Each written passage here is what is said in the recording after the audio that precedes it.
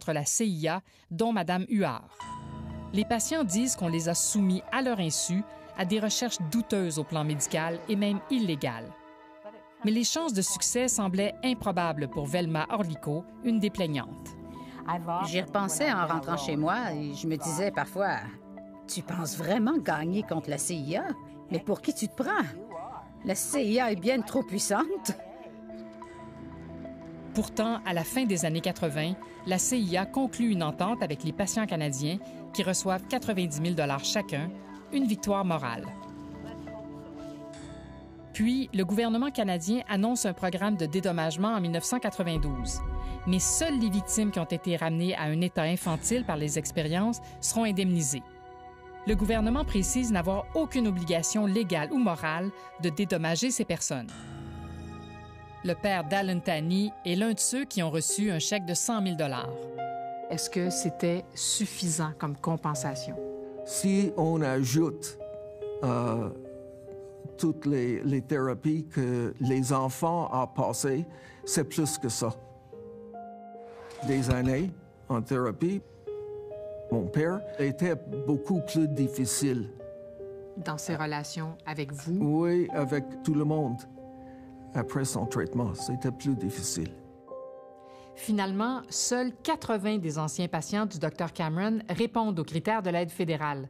250 personnes voient leur dossier rejeté, sans compter ceux et celles qui ignorent l'existence même du programme.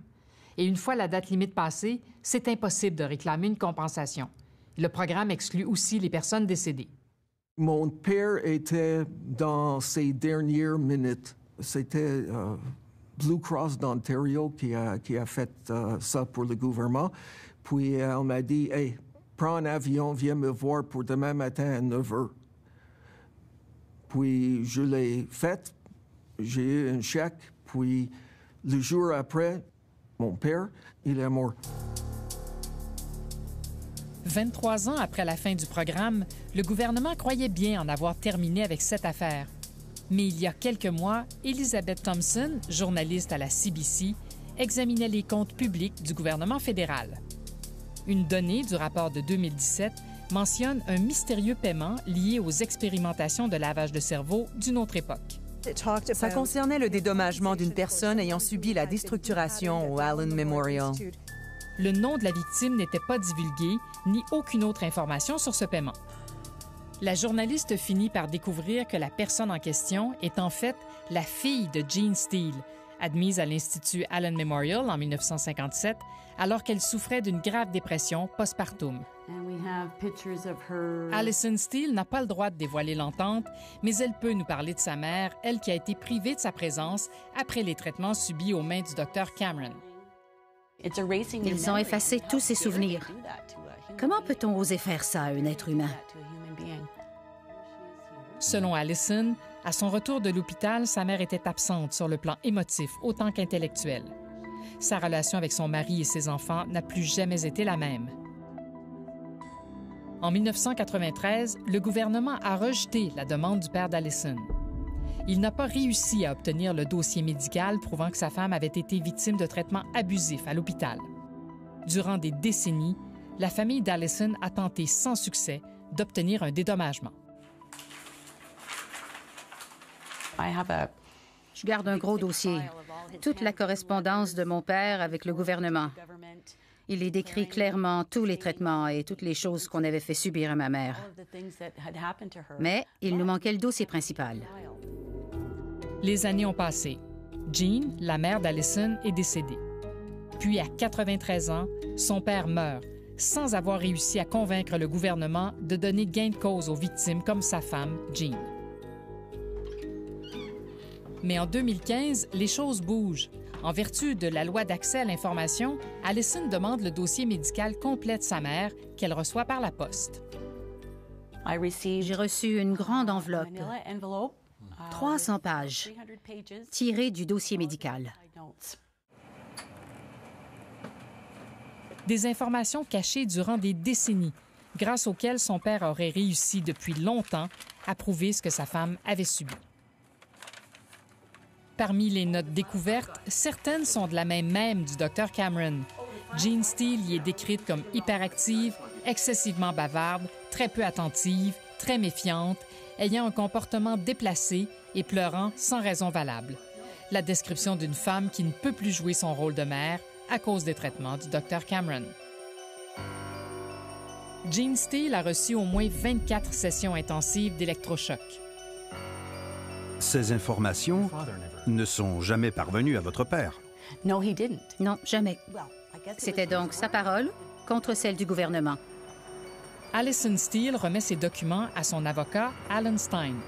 Celui-ci entame une poursuite contre le gouvernement fédéral au nom d'Allison Steele, qui agit comme liquidatrice de la succession de sa mère.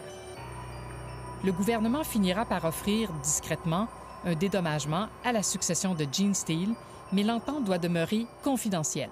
Ce que les gens imaginent, c'est si le gouvernement n'en parle pas, c'est parce qu'il ne veut pas réveiller ceux qui pourraient avoir un intérêt à poursuivre. Est-ce que c'est pour ça qu'on fait une entente confidentielle? Exactement. Le Fifth Estate a diffusé l'histoire de Mme Steele en décembre dernier et son avocat a reçu plusieurs appels provenant d'enfants des victimes du Dr Cameron. Des personnes qui m'ont dit, est-ce qu'on peut intenter une action, nous, pour les dommages qu'on a subis après le traitement de ma mère ou de mon père? Et qu'est-ce que c'est votre réponse? C'est pas facile, pas facile. Il y a une possibilité, mais il y a aussi une question de prescription. Au civil, il y a une prescription? 3 ans.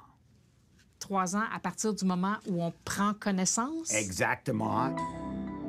Alors, comment on explique que Mme Steele ait réussi, elle, à obtenir une compensation?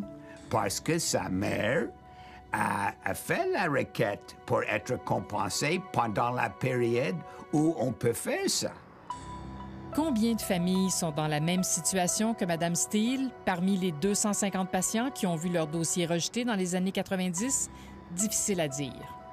Le gouvernement actuel va peut-être réaliser et reconnaître les gestes posés par le gouvernement de l'époque.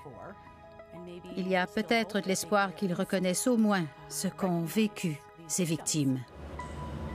Pour les victimes qui ont reçu cette compensation, ce n'est pas qu'une question d'argent. J'ai reçu le dédommagement, mais l'important, ça n'a pas été l'argent à mes yeux. L'important, c'était qu'on me confirmait que je n'étais pas complètement folle. C'est ce qu'on m'avait fait subir, qui me faisait faire des choses bizarres, mais que j'étais saine d'esprit en arrivant là-bas. Ça a été dur d'être privée de notre maman. Elle souffre tellement quand elle pense à tout ça. Alors je lui rappelle que ce n'est pas sa faute, mais que c'est leur faute. J'ai demandé à ma mère, qui était très intelligente, comment ça que toi, t'as laissé les médecins faire ce qu'il a fait. Puis elle m'a dit, voir, c'était des années 50. Le médecin était comme un dieu. En 1964, le docteur Ewan Cameron quitte l'Institut Allen Memorial et retourne vivre aux États-Unis. Son successeur met alors fin au type de traitement privilégié par Cameron. Il ne se doutait pas que ces méthodes rattraperaient l'établissement et entacheraient sa réputation des années plus tard. Le docteur Cameron meurt en 1967. Ses liens avec la CIA n'ont jamais été éclaircis. L'organisation a fait détruire pratiquement tous les dossiers du projet MK-Ultra dans les années 70. Encore aujourd'hui, des centaines de Canadiens, des victimes et leurs familles subissent les conséquences des expériences financées par les gouvernements canadiens et américains. Pourtant, depuis toutes ces années, aucun des deux pays ne leur a encore dit « Nous sommes désolés ».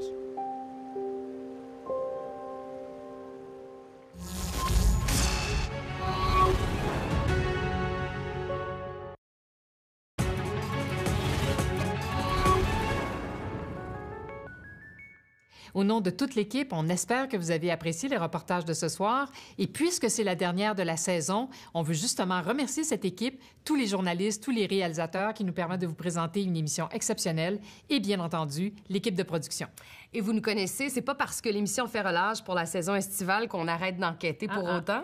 Alors pour ça, on a besoin de vous parce que comme vous l'avez fait tout au long de la saison, vous nous alimentez énormément en informations. Si vous avez des suggestions, des informations à nous transmettre, nos adresses apparaissent au bas de l'écran. écran. On a hâte de vous lire. On vous souhaite un très bel été et on se retrouve au mois de septembre.